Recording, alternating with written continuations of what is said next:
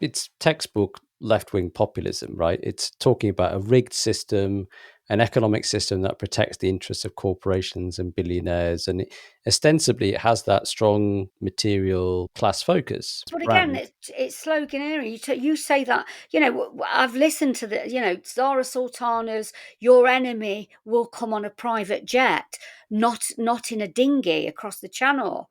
If you said that to people who live here, they would chase her out just because of it being offering nothing, because of its emptiness. They're so sick of that emptiness.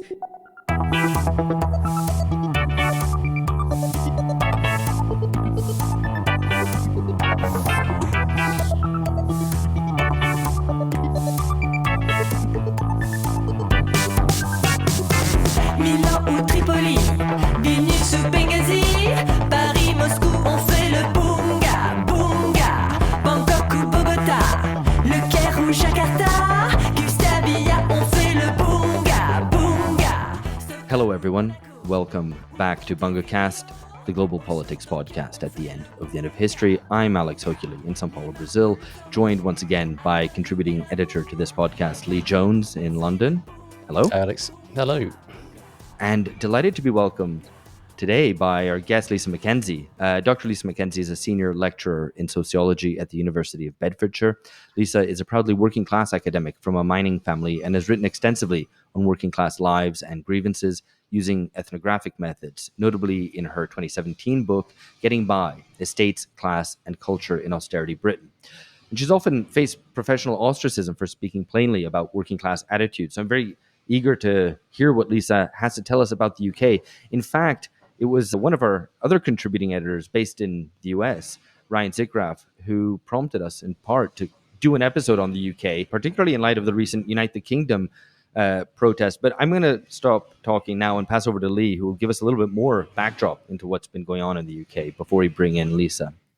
Yeah, thanks, Alex. So for people who've not been watching the UK, there has been a big protest recently, the Unite the Kingdom protest, but there is a much longer backdrop to all of this.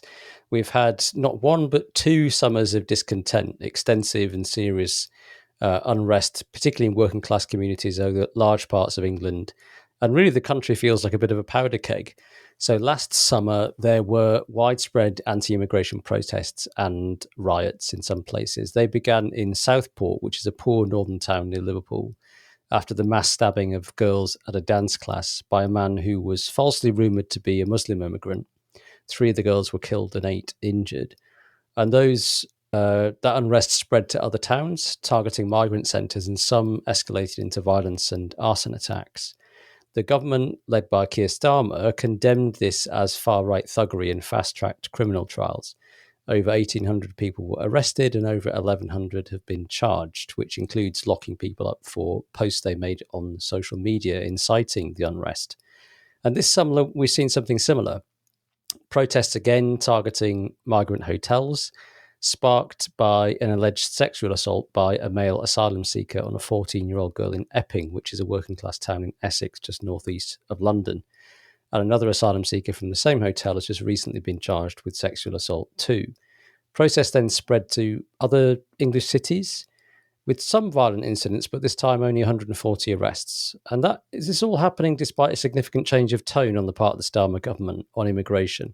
Starmer gave a speech which was notorious, saying that the UK risked becoming a country of strangers, which the left condemned and compared to Enoch Powell's Rivers of Blood speech. And he's promised action to suppress immigrant numbers and control illegal arrivals by boat, which is a particular problem. So net migration to the UK stood at 431,000 last year, which is down from an extraordinary peak of 685,000 in 2023. And about 40,000 of those people had arrived illegally by boat. But there's an even longer backdrop to all this, because that issue of protecting working class white girls from sexual exploitation by migrants goes back to the grooming scandal, which affected Rotherham and other northern towns. And the story in a nutshell is that between 1997 and 2013, young girls, often from care homes, were groomed and sexually exploited by gangs of mostly Pakistani men. And investigative journalism, particularly by a late Times journalist, disclosed that local authorities were aware of the abuses for a long time, but they hushed them up for basically a decade for fear of looking racist or fomenting racist reaction. We've also seen a distinctively nationalist flavour to the unrest this summer. There's been a spate of flaggings following the recent protests, so people flying the Union flag or the English flag, St George's Cross, in public places, or spray painting that on. And that nationalism was on show on the 13th of September with the Unite the Kingdom rally in Trafalgar Square in London, which was called by the far-right agitator Tommy Robinson, who's a violent convicted criminal who made his name campaigning about the grooming scandal. And perhaps 150,000 people attended that protest. And although people will have seen headlines of people attacking the police and so on, actually, I think only 8 people have been charged with disorder. So it was mostly peaceful. And in many of these cases, whether there's local protests or the one in central London recently, we've seen anti-racism protesters on the streets, often organised by the Socialist Worker Party, confronting the anti-immigration protesters. And the commentary on the left is very much that the far right is on the march, and fascism is back, essentially. Now, in terms of the political implications of all this, it seems that working class anger is most likely to be channeled to Reform UK, which is a right-wing populist party headed by Nigel Farage, which has been polling at about 30% since May. And the projections of most pollsters is that there will be either a Reform majority or minority government after the next election. But also of interest in the last couple of months is the formation of a new left-wing populist party called, rather confusingly, Your Party. When you ask people, what do you think about your party? It's very confusing. But this is led by ex-Labour MPs Jeremy Corbyn and Zara Sultana. And this did lead to a big surge in people registering interest. So nearly 750,000 people at last count had registered interest in the party. But over the weekend, Corbyn and Sultana have already fallen out, with Corbyn threatening legal action over a membership sign-up portal, which Sultana was promoting. And she is accusing others of running a sexist boys' club. So it doesn't seem that the left is particularly positioning itself very well to channel this unrest. So after that rather lengthy introduction for the benefit of non-UK listeners, let's turn to you, Lisa. What do you make of all this unrest? How much of it is down to far-right agitation and how much of it is due to other factors? I think firstly what we've got to do is not look at this as it's some sort of big homogenous piece of unrest. It as always, it is far more complicated than that. So last year in 2024, when you talked about the anti-immigration riots and protests, again, obviously that is Keir Starmer. After there were riots, there were protests. There was, at that time, an unknown assailant had gone into a little girl's dance class. These children were the age of sort of 4 to 12 years old. Immediately, the whole community would have known what had happened there, because that's how communities work. An unknown assailant had gone in. He was stabbing children. 3 children sadly died, and many others were injured. So that was a spark. And like all riots and all disorder, you have a spark. But you can't spark something if there's not already problems there.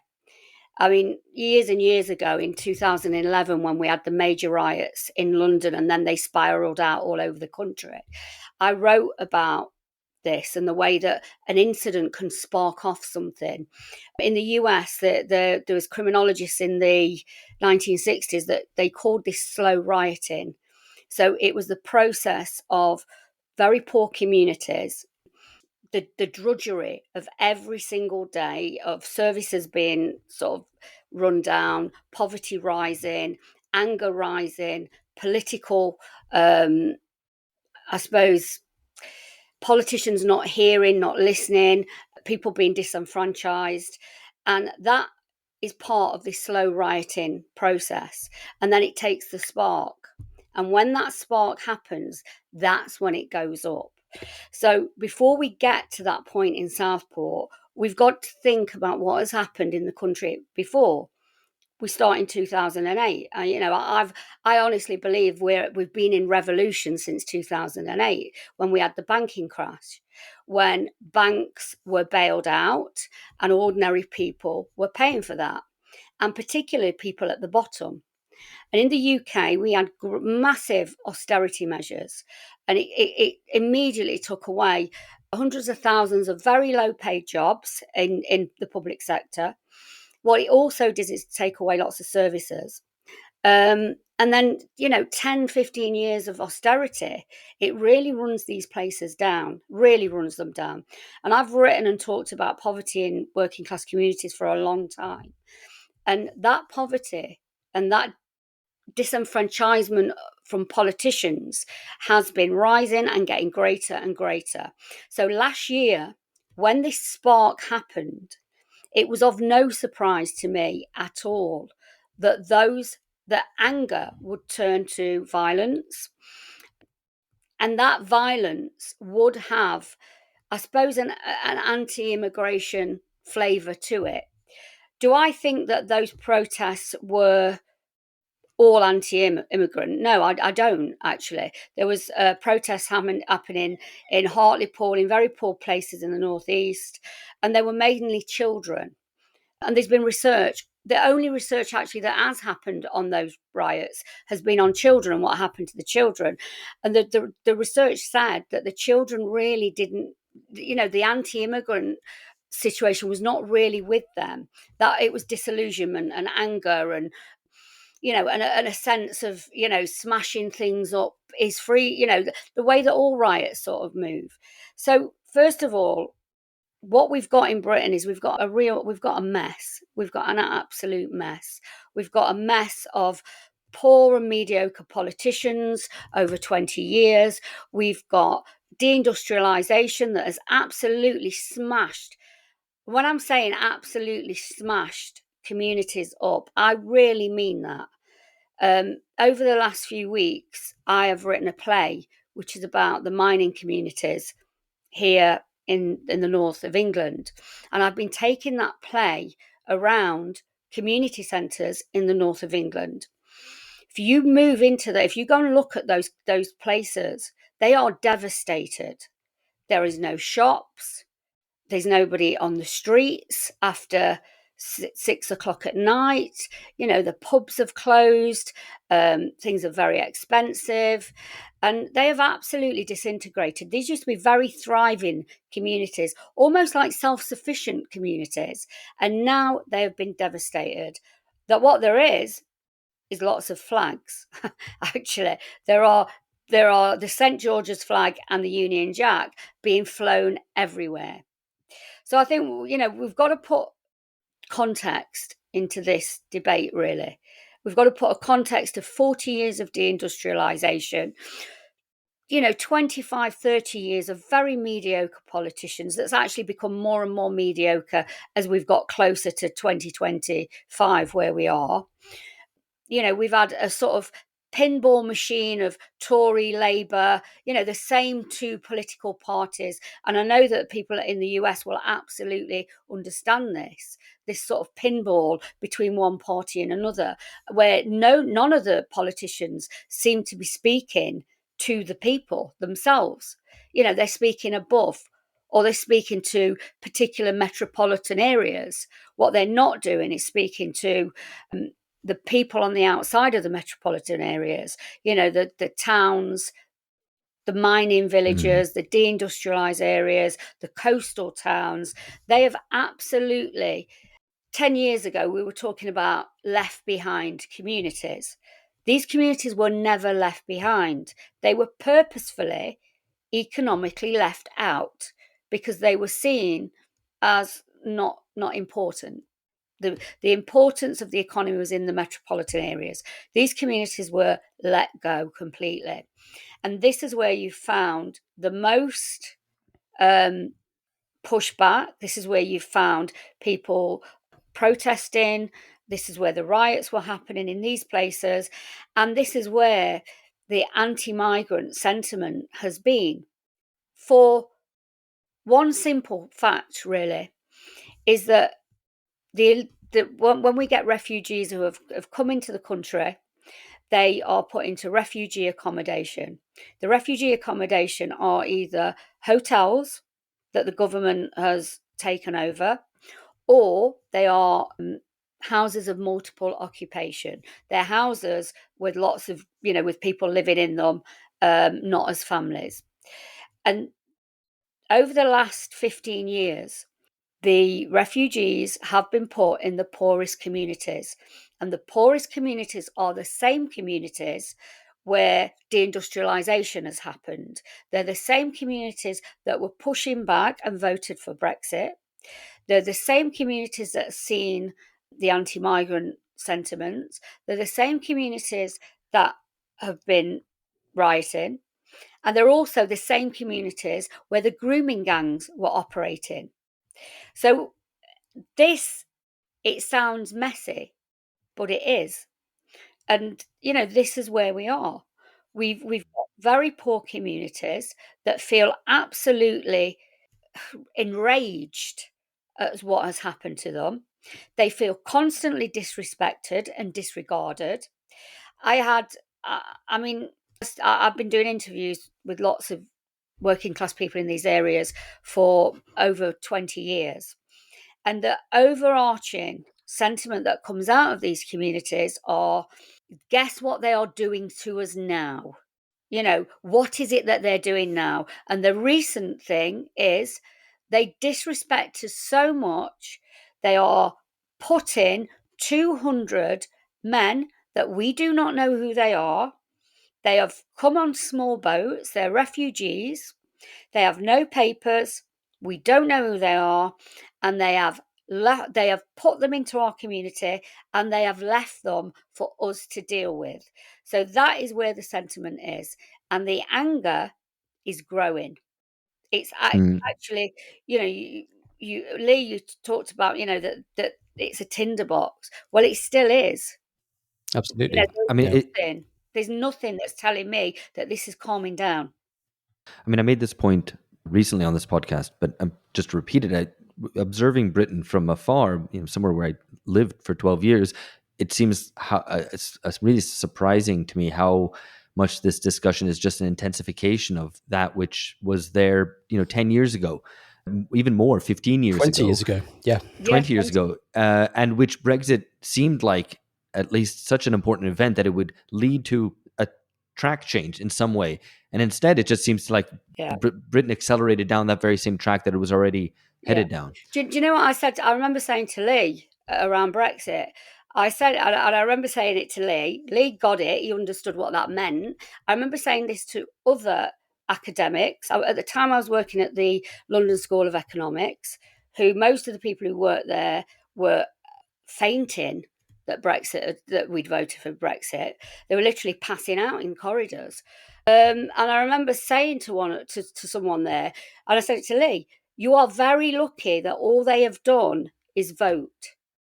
Is use their vote. You are very lucky that is all that has happened, because the rage and the anger that is in those communities that is growing, you are lucky they have not marched down to London and dragged you out of your homes, to be honest, because the anger is rising. So, to be quite honest, last year when the Southport riots happened, I was not surprised they'd happened. I was actually more surprised that they were not actually larger in size and even more violent, actually. I think what has happened is the right are learning from the left. And I think this is a really interesting point, that the far right and the right have learnt the tactics of the left, only they do them better. So if you go on to any of the protests that's been happening recently outside the hotels, the same songs that the left sing is being sung, but the words are changing. The same tactics are being used, but where the left, as Lee has already said, that we've got a left party forming out of this, they're sort of arguing, falling out, not getting on and splitting. The right are sort of standing together and saying, you may agree with this and I don't agree with that, but we've got a bigger issue here and we'll stand together. And so I think I don't know if your American audience will Listeners, know, if they'll know the Jeremy Corbyn song. So the great left hope, which is Jeremy Corbyn in Britain. Sort of 10 years ago, when he was the great hope that was going to lead the Labour Party into socialism, the left at the time was sort of singing this song, "Oh, Jeremy Corbyn." Yeah, to the tune of Seven Nation Army, I think, isn't it? Yeah, and they were singing it to the White Stripes. Well, now the rest of the country, particularly in football terraces, soccer terraces, they are now singing the same tune, but Keir Starmer's a wanker. So they have taken the tune, they've taken the sentiment, and they're using that now against. And that's what and that's what I see the flags are, the flagging. I know in the US, the American Stars and Stripes is very common everywhere. People will fly it. In the UK, that's not so much. In the last few weeks, flags are everywhere. I live in the deindustrialized areas. I live in Nottinghamshire, which was a coal field. And everywhere I go, there is flags on every single lamppost. And that is a very clear pushback sentiment. Let's come back to the flags, because I wanted to pick up on something else you had said about the sort of geographical location of these protests. Because as you were speaking, it reminded me very much of Christophe Guilly's analysis of the Gilets jaunes, his book, The Twilight of the Elite, which makes very, very similar points to the ones that you've made. Yeah, it's a great book. And, his argument is it's peripheral France, right? It's the peri-urban areas where this unrest is happening, right? Because these people have been physically expelled through class cleansing, basically, from the cities. They can't afford to live there anymore. They relied on their cars to get around, to get to work. And so they were very triggered by the energy price increases, fuel tax, and so on. So do you see this in a similar way, that it's not happening in the big cities, which is unlike the 2011 riots, right, which were inner city riots, and the 1980s race riots, which were also inner city. Do you see this as peripheral Britain pushing back? I mean, in that geographical sense. Yeah, when we talk about peripheral, we are talking about parts of Britain that used to be central. We're talking about the coal mines, the steel workers, the industrial workers all over the north that were keeping the country going. So they were central. But now they're peripheral to a metropolitan economy. Yeah, and now they are peripheral. And I think that is very similar to the Gilets jaunes movement. I did get to know some French families actually, who were protesting very early on, and they were factory workers. The reason I got to know them is because I was teaching a student, and she found solace talking to me because she's working class, and she was working class in a university that was not working class. So she used to come and talk to me about what that was like, which I knew that because I was working class in that environment as well. And then as the Gilets jaunes movement started to rise, she was telling me that her parents and her family were part of that. And I went over to Paris and I met her, and we talked about what was happening. And I really did understand what was happening there, because it was the last straw. It was like, we're being pushed out, we're disrespected, we're not valued. The value that our communities are being lessened every day. And now this has happened. And so it was the last straw. So it was like an uprising of people that had been pushed and pushed and pushed and pushed. They had no definable leaders. It was like an angry mass. And of course, they were also accused by the French media and intelligentsia of being far right, which was absolutely ridiculous, actually. Because you then had you then also had the Gilets Noirs who came out, which was the sort of the ethnic minority arm of the Gilets jaunes. Well, it's interesting actually because there's both in Britain and in France a kind of a certain similarity, I guess, with riots and unrest and uprisings from the working class, obviously, but from different sections of it.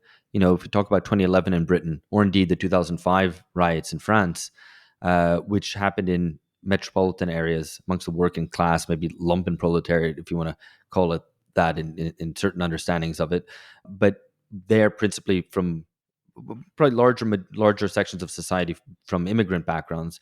And there's something now going on with the Gilets jaunes and now with what we're talking about here with Britain, which come from different sections, you know, geographically in society, but in class terms, probably, you know, rather ultimately quite similar.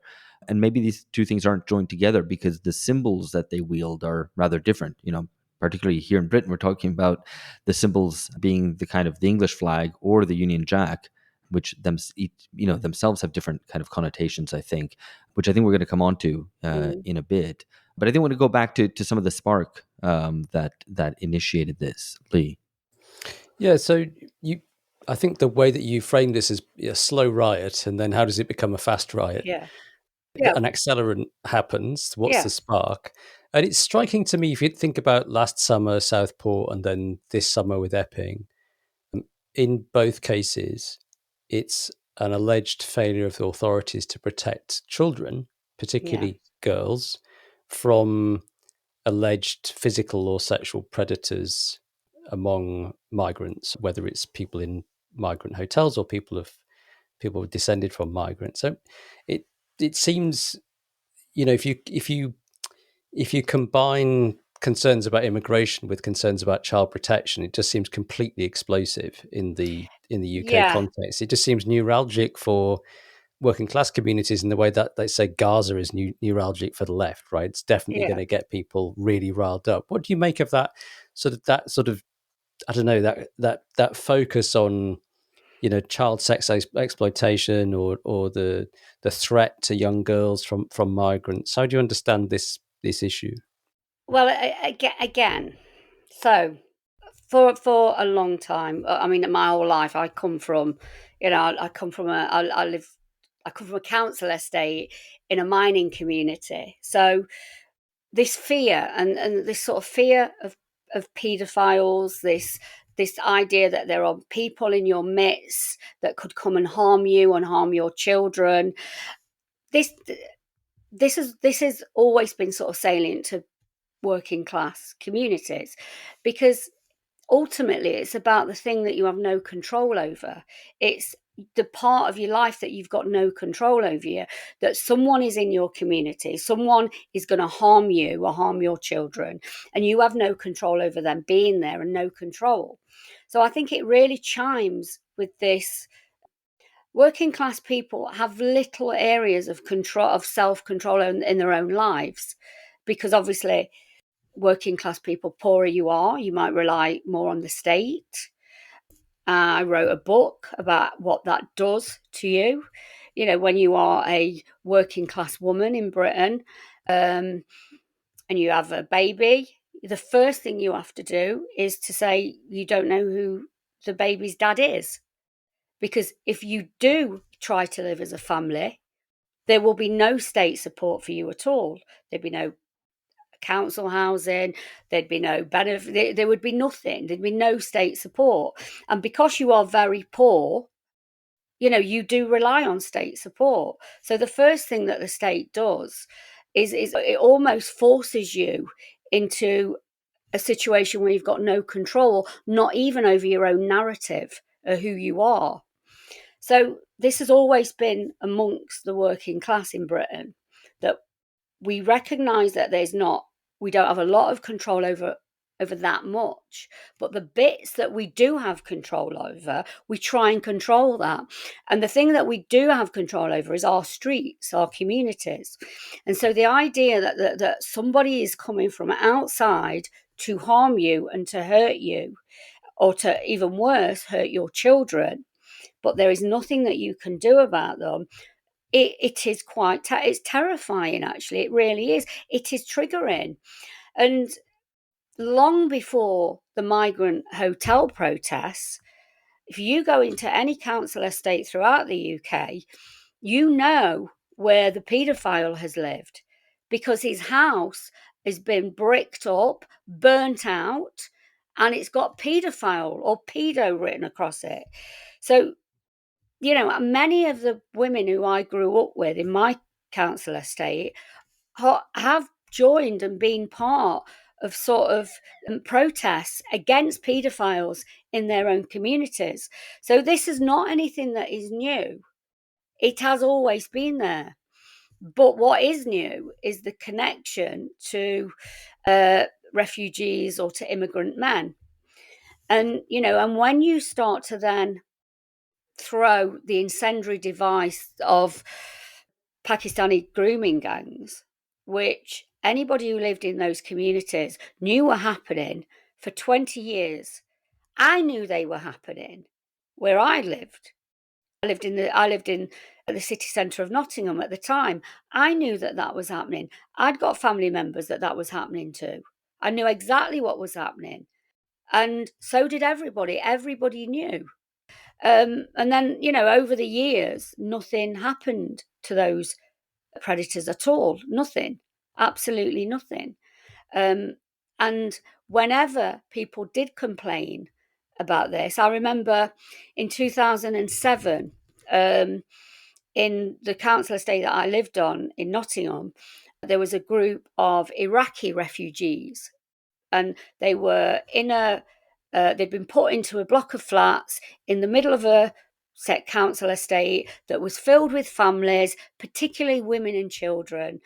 And there was 50 men, absolutely in the same sort of way that they are today, 50 young men with nothing to do, been put into a block, left abandoned themselves, and they were hanging around the streets, and they were asking women for sex. And they asked me for sex, they asked everybody for sex. That's, you know, it was daily. The women on the estate had had enough. They had gone to the council, they had told the council about this, the council had told them to stop being racist. It doesn't seem like very, yeah. In the end, you know, a group of women were sort of vigilanting in the community. So this is not new, and it's definitely not anything that's just happened in the last 4 or 5 years. This is something that's got a long history. And for working class people, if you can't sort it out yourself, and you can't, because if you do, you know, you'll get in trouble, or if you do, you are racist, and then you go to the police, or you go to your local councillor, or you go to your local MP, and they tell you to ignore it as well, then, you know, we've had this powder keg. And you know, for saying that, and you know what, I have said this. For me, this is a normal thing to say. It's not a racist thing to say. It's just this is what happened in the community where I lived. This is how I dealt with it. And you know, I was absolutely lambasted and called a racist for even reporting that had happened. Yeah, no, I mean, this sort of gaslighting that happens there, I think that is very clear and maddening. But on the other hand, I think lots of people would point out, well, one can understand that sense of the concerns around someone, preying on women and children and so on, but that this is not something which is unique to kind of migrant gangs or something like that, but that in fact it's as many white British natives who are, you know, guilty of these things, or even at a higher proportion than immigrants are, and so on, because by the nature an immigrant is going to be more reticent to commit crime because of the consequences for them will be potentially more grave than for someone who's a native to the country. Well, that's not happened with the grooming gangs, actually. That didn't happen there. Because with the grooming gangs in the UK, there was no consequence for them at all. It's taken people 25 years to get that, actually, before people started getting arrested for that. So this has served as a real lightning rod then for a kind of, almost at a metaphorical level, for abandonment, for disdain, for the inability to really take anyone's claim seriously. Because in and of itself, it's obviously a serious crime, but it's just one crime amongst any number of things that happen But that's in always society the on a daily response basis. by the authorities here is basically along the lines that you've just laid out, Alex, which is, oh well, surely recent immigrants and ethnic minorities, actually the statistics are clear. They don't commit crimes at the same rate, or there's no particular problem. So this is just a racist discourse, which is a way of dismissing the lived reality of these communities where it has taken this specific form. The grooming gangs were real, and Pakistani men were massively overrepresented. It's a very uncomfortable thing to say. It's very difficult to acknowledge, but it is the truth. And so when there's the kind of liberal statistical response, which is to say, oh well, if we look at the broad stats, well, that's not very helpful, because there are in fact these particular localized grievances that do unfortunately have this racialized character. And that's the point. That is the point, that working class people live in communities. That's the point. They know where they live, they know who they live with. And then when in one community, if you have a group of men that are organized and affiliated through family or whatever it is, whether it would be Catholic priests or whether it's Pakistani family members, if that is happening in one community, the consequences for that community is absolutely massive. But to people who don't live in that community, who are outside of it, it may be statistically insignificant. And that is the problem, is what we're talking about when we're talking about geographical area. Because in these same areas where these things have been happening, these are also the same areas that the work disappeared, deindustrialization happened, poverty moved in, drugs moved in, and so that, they've had a multitude of assaults over many, many years. And then we get to a changing government, and I think in 2016, when we had the Brexit vote, and I was saying to people, you are very lucky that all that has happened is they voted. The anger at that point was overbearing. When I was in the communities where I grew up, people were shouting and they were angry, because I was talking to them saying, what do you think about this? And they were shouting at me. They were angry. And then we had another 10 years of Tories and 10 years of austerity, and more disrespect and more disregard for these same communities. We have a change of government. We finally get rid of the Tories. They were incompetent. We got rid of them. We got a Labour government, which as traditionally the Labour Party, it's a long time actually, that were traditionally supposed to represent the working class. Within weeks, this spark of this incident in Southport happened, and Keir Starmer, within an hour of these children being mutilated, within an hour, he is on the news telling people that they are far right and it is thuggery. And I tell you now, I sat there as white and working class, and I sat there and thought, I know whose side you are on, and it's not ours. And it was almost an instinct that this man, well, I mean, I knew that he was not our man, but he said very clearly that day, I do not care what has happened to you or to that community or to all the other communities in the country. What I am seeing now is far right thuggery, and you are going to be punished.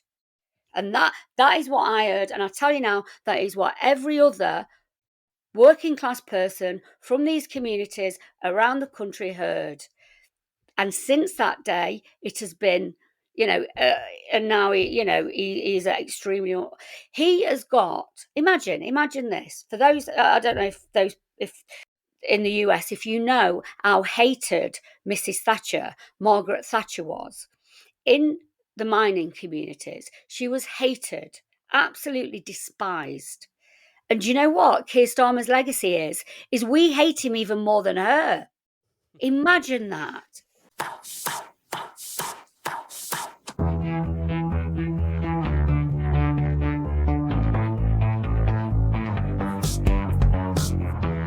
Let me ask you about the flags. You say flags are everywhere in these left out communities. What sense do you make of that? Why is the flag being mobilised so much now? What does the flag mean to these communities? I have spoken to people about the flags.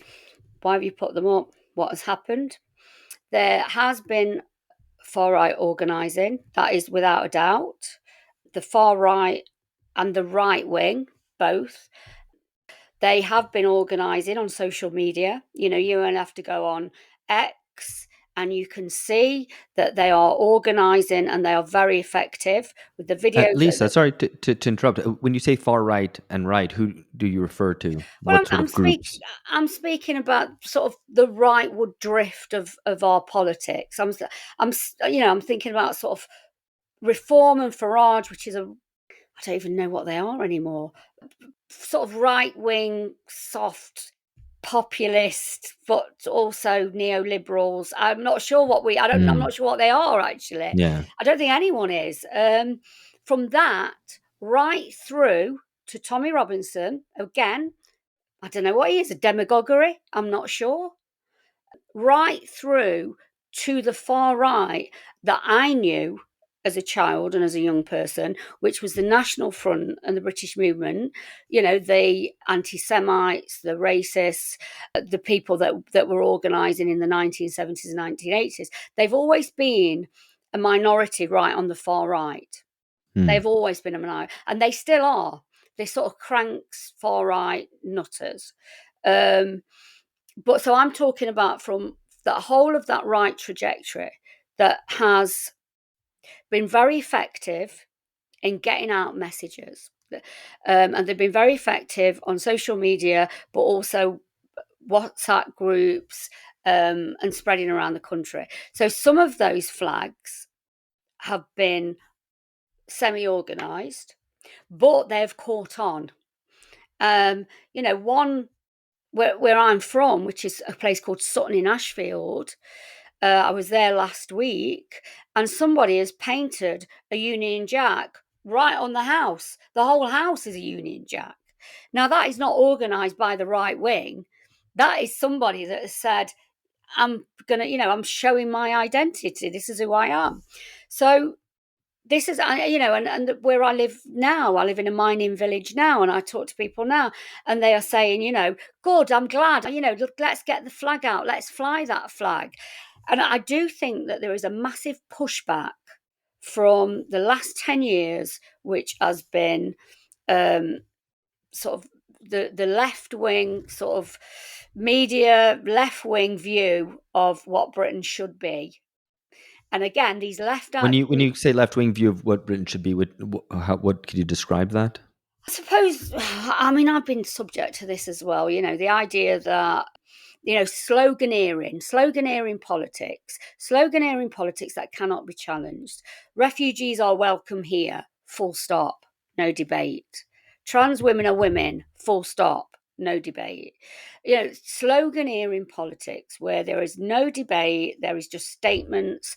And if you want to discuss that statement, you are a bad person, you are a racist person, you are a stupid person.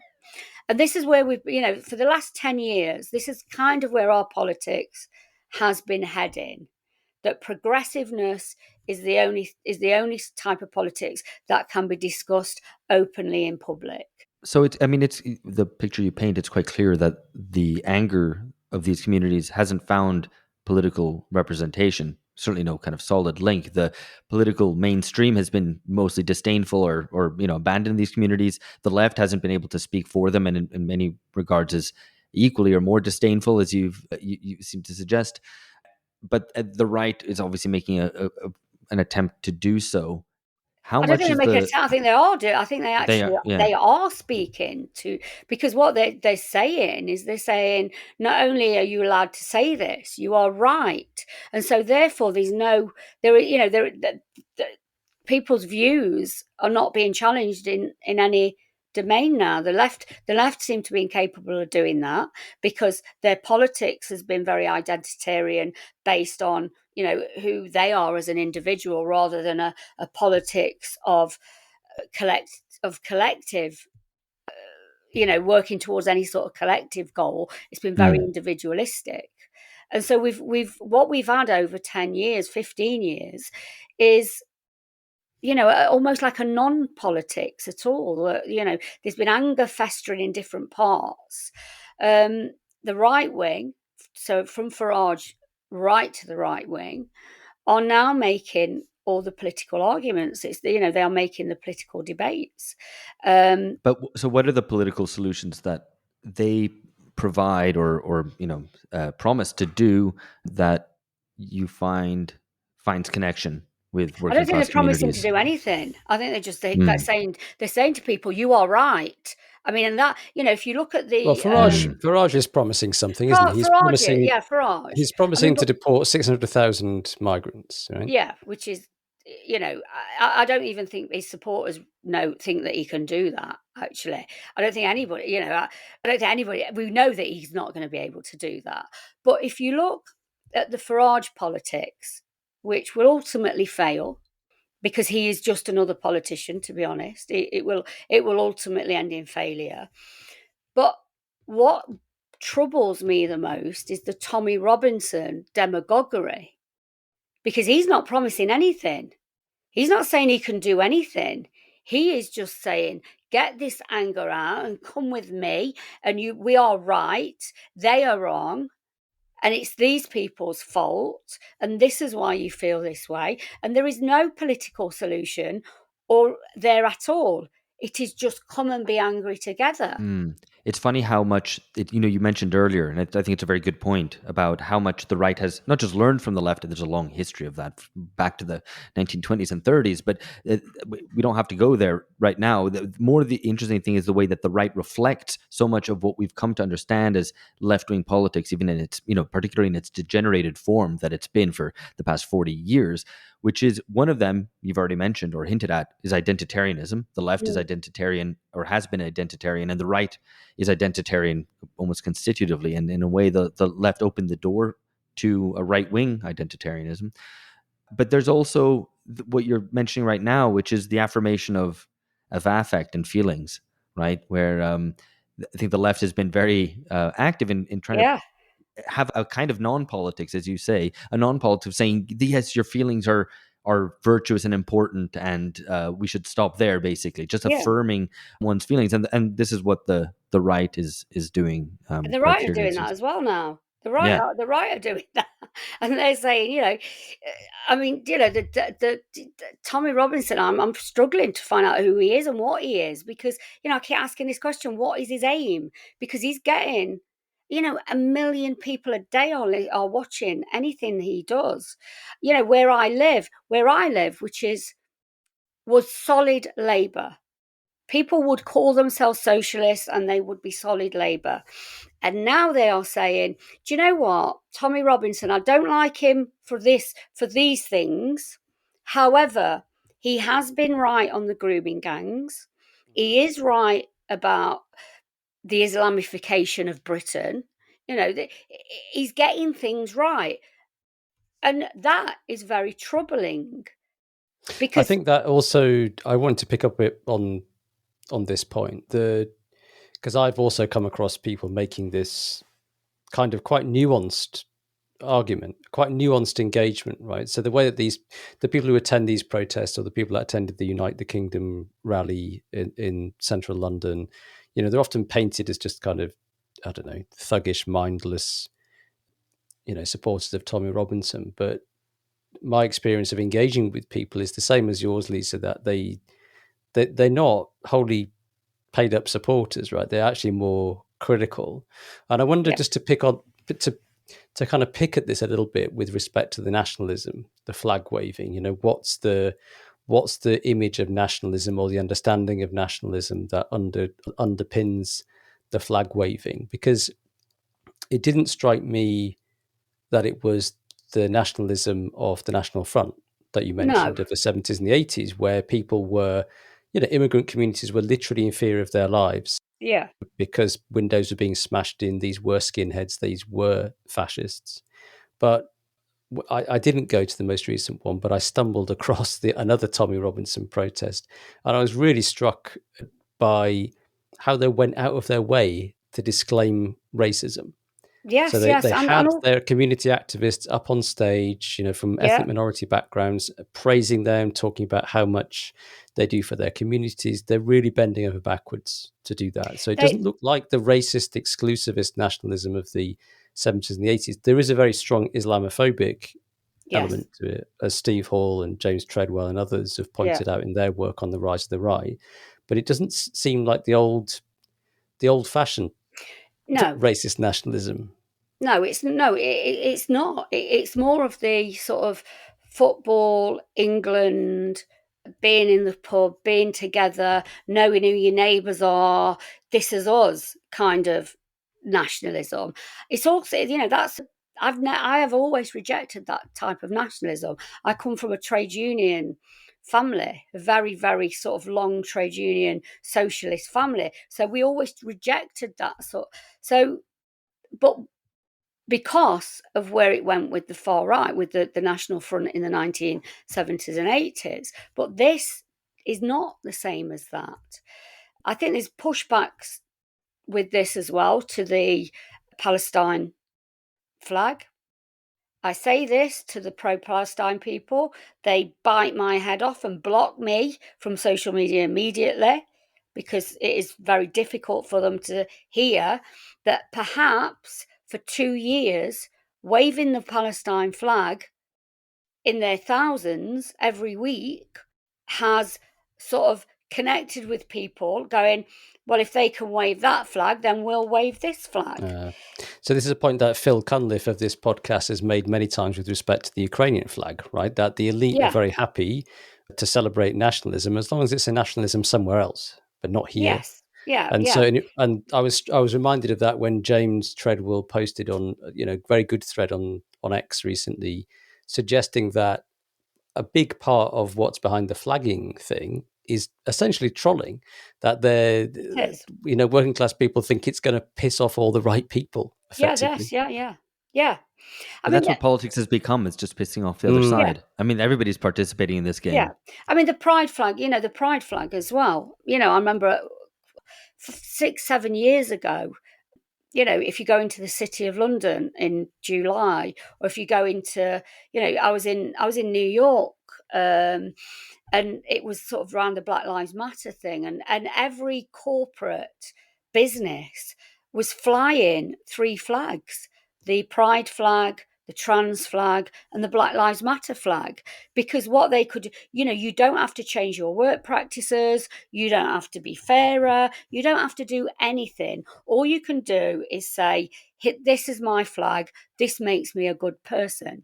And I think that because that has happened over the last 10 years, then yeah, there is a pushback, and the St. George's flag and the Union flag are now being used as, do you know what? This is where you are. Also, there is a threat in that as well. You know, this is where you are. Don't forget where you are. You know, this is where we live. So I think there is, let's piss them off, but also there is it's territorial as well.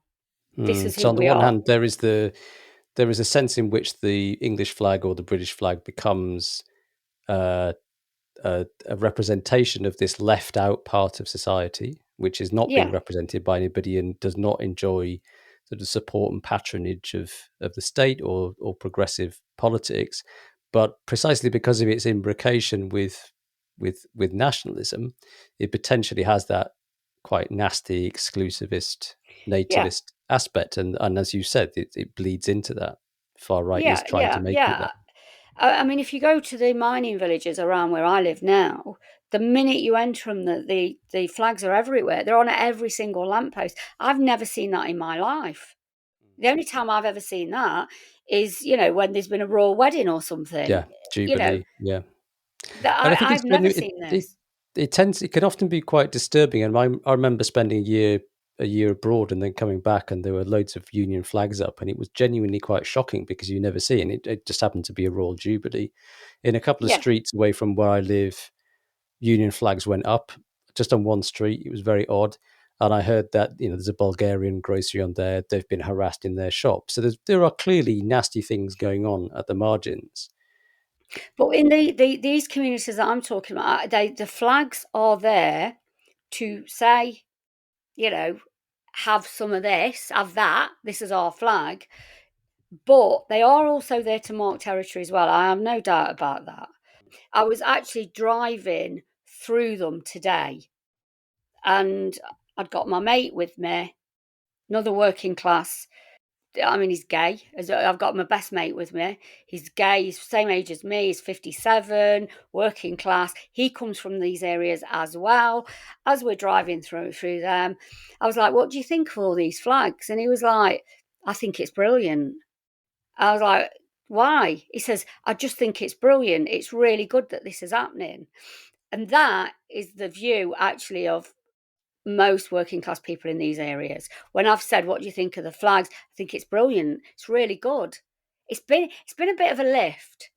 It means nothing really, but it has lifted people. Seeing those flags, it's done nothing for me because I'm not a nationalist. I don't, but it has done things. It has made people feel just a little bit hopeful.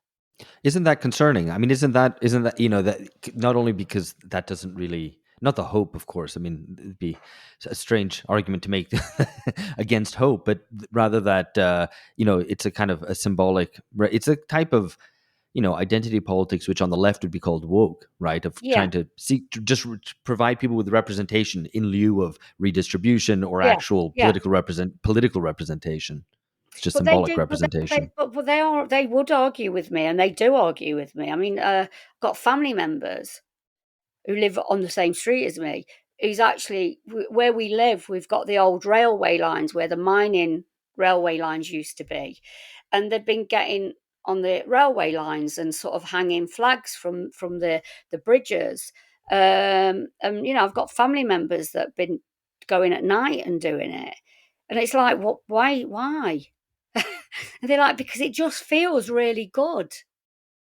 And so, it is quite, I don't know, it's quite emotional as well. It feels really good. It feels like we're fighting back. I don't know, like I said, I don't feel that it's fighting back at all, but I do know that is what the feeling is. It's sort of, we're fighting back. We're here. Guess what? Here we are. So you mentioned reform and Farage, and I just wonder what you think people make of him, because I remember you and I discussed Brexit a lot at the time, and I remember your very firm view was that lots of working class people that voted for Brexit did it out of desperation. It was a kind of roll the dice to change an order that had left them out, that disrespected them, that was hopeless. Which I've always made that argument myself, but I always remember you saying, but they didn't necessarily expect things to change. Yeah. So there was a sense of desperation. They wanted things to change, but they didn't have very high hopes that it would. Do you No. think that's similar now with reform, that they think, okay, let's get reform in, but they don't really believe that it's going to solve their problems? I think they do think that reform might solve some of their problems. I actually, because remember where I live. I live in Nottinghamshire. I grew up.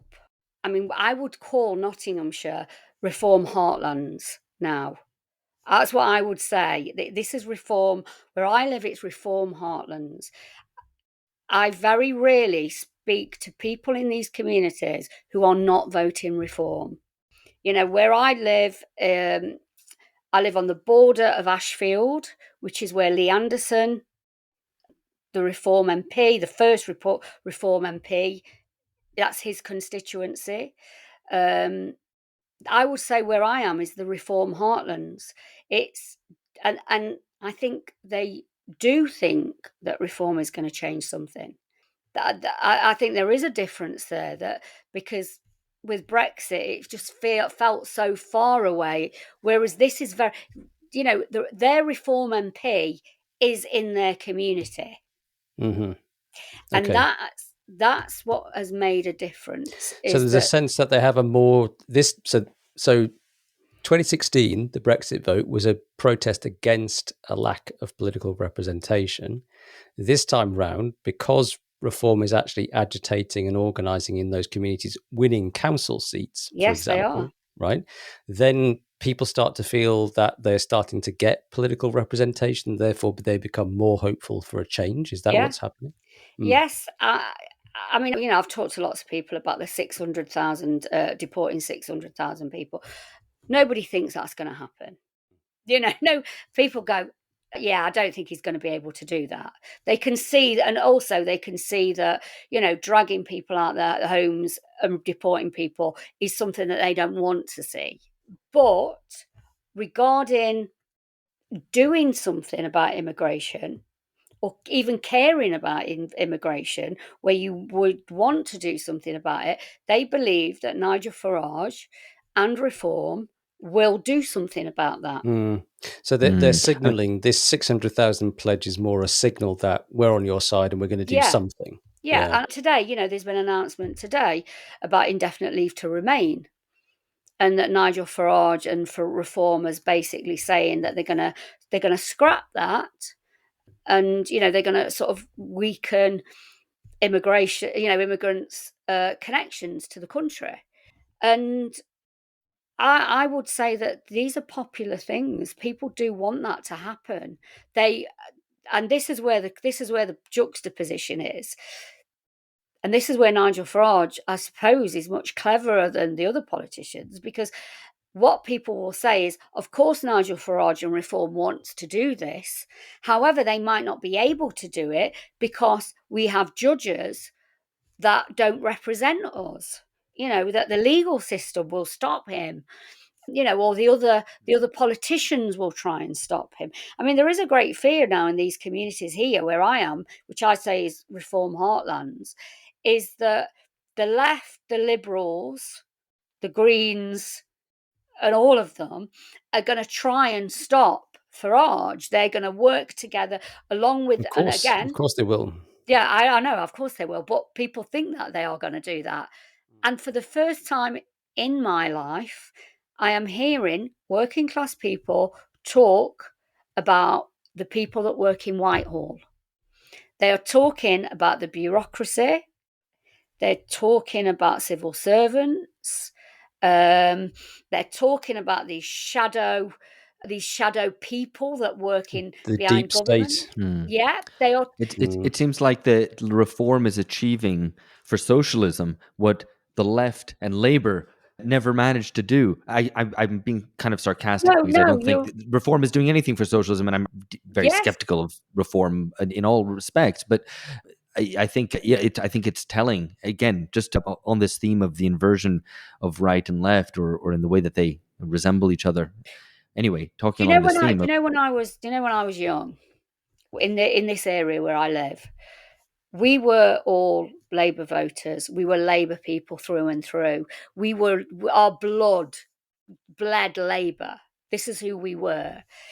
And socialism and being part of the Labour Party and part of a trade union and part of the left meant class politics. It meant what was happening to working class people. It was about jobs.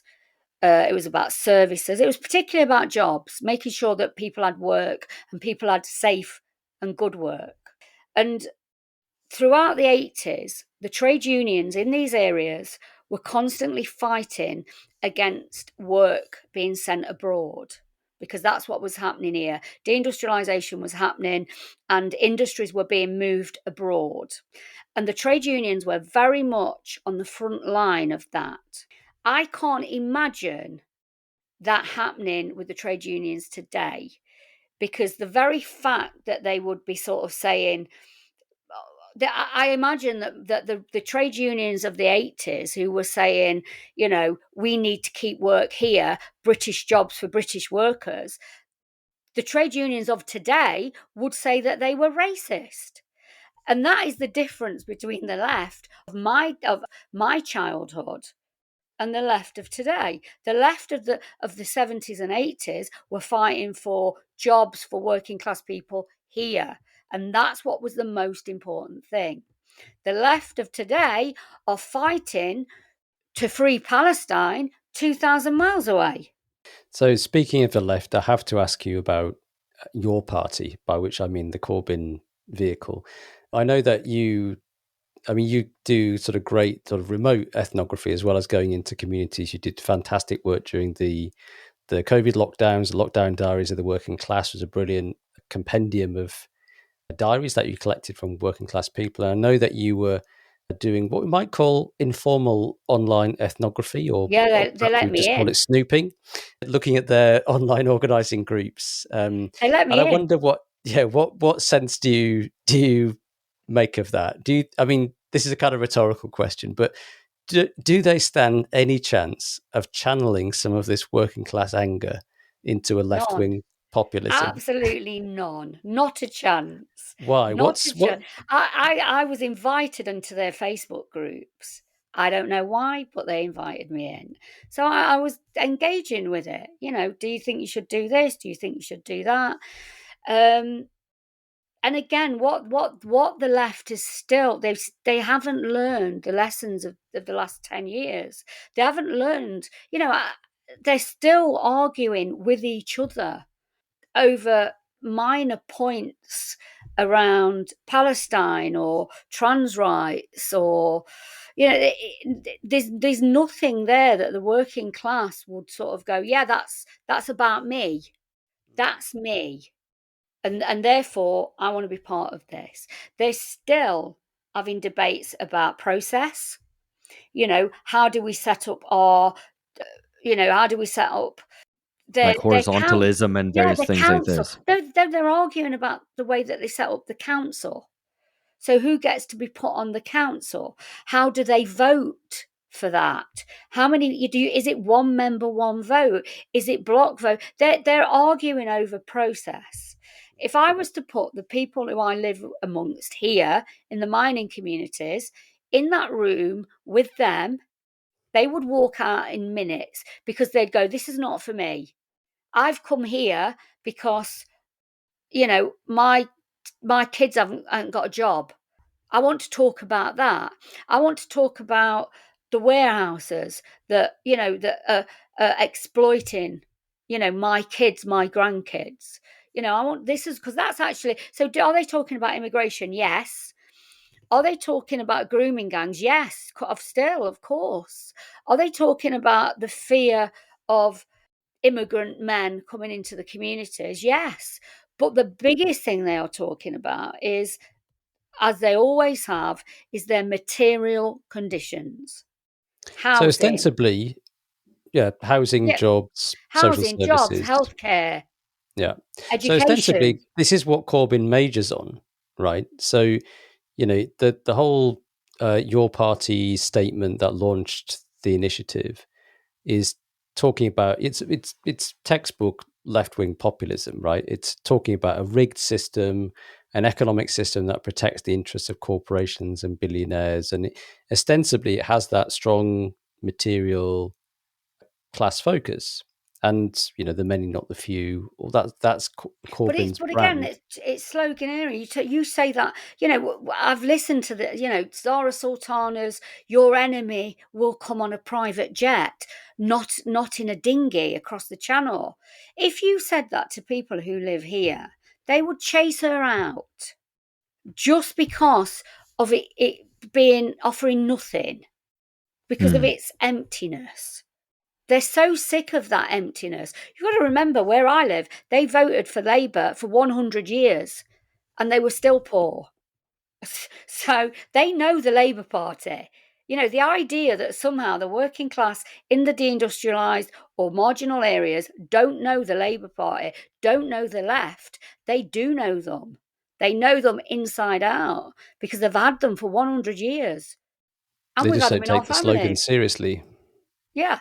So they don't want a slogan. What they want is they wouldn't trust Corbyn. They didn't trust him in 2017 to 19. They wouldn't trust him now. Zara Sultana is, again, she's a sloganeer. So she's not offering anything. She's not saying, look, tell me about the warehouses. Tell me about, tell me what's happening here. She So wants.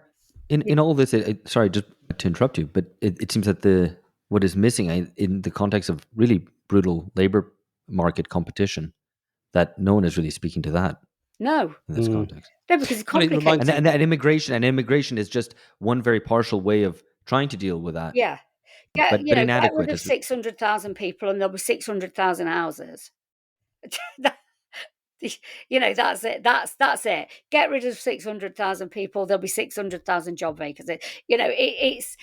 It's not offering much more than that to be. And it won't Does- even do that, I suspect, either. I mean, It even won't if do it was, No.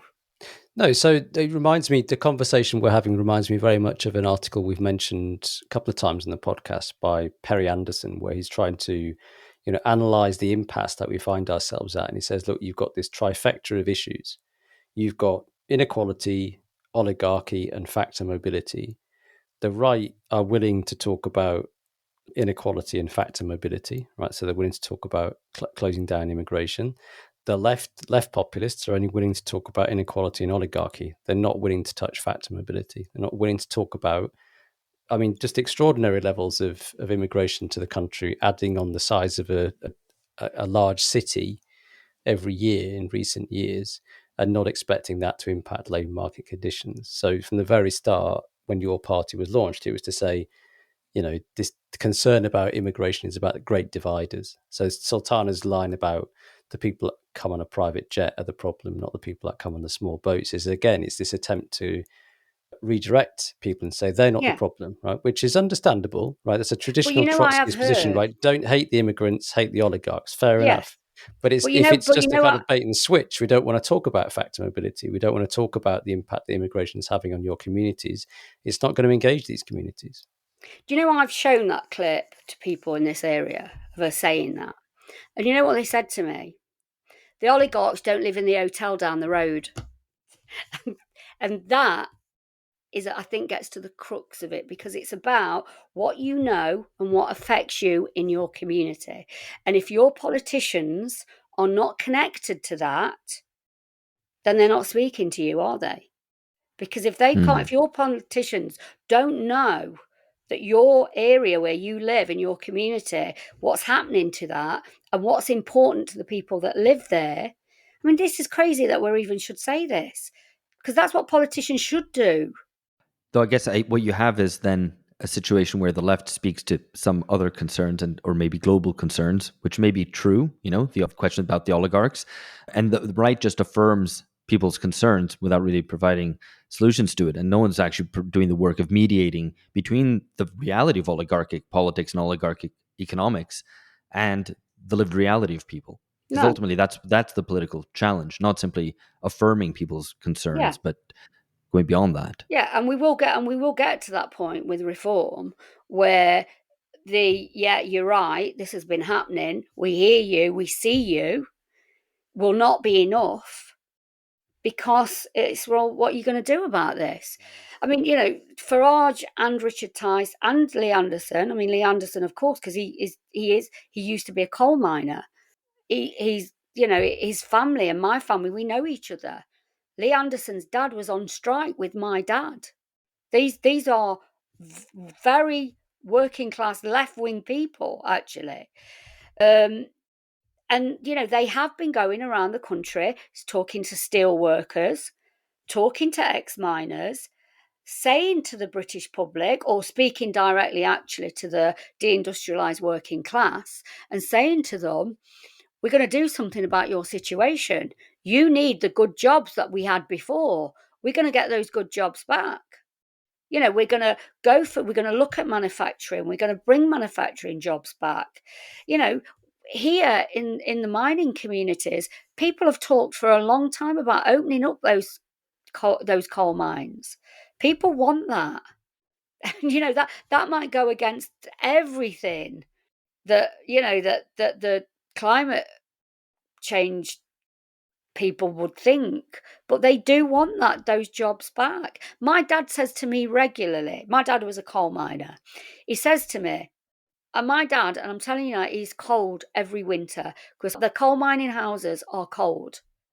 They were built 100 years ago. They weren't built, they were built for coal fires. And so therefore they're very damp and very cold. My dad can't afford to put his heating on in the winter. So he's always cold. And he says to me that there's millions of tons of coal under my house and I'm cold. And again, if your politician doesn't know that and can speak to that, well, my dad's politician does know that and is speaking to that because it's Lee Anderson. I think, like maybe many of the people that you have spoken to, I would be very skeptical that reform is going to bring a single job back to this country. No, but you are right that they are I am talking. skeptical. They're saying the right things. They're mouthing the right slogans of their own to say, less of this green rubbish. Let's reopen the coal mines and let's protect the steel mills from foreign takeover and collapse and so on. They are being dragged, even though I think most of them are basically Thatcherites who think the free market is the solution and not the problem.